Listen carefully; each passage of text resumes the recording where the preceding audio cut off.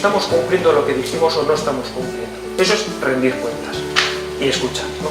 Y eso es el gran cometido.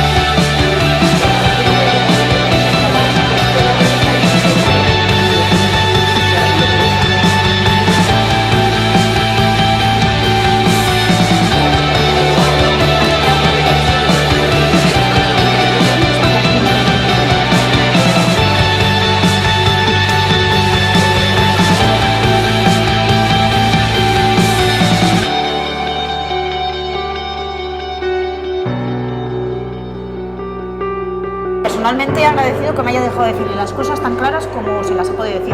Desde Diputación se nos escuche a la gente de la calle me parece algo importante.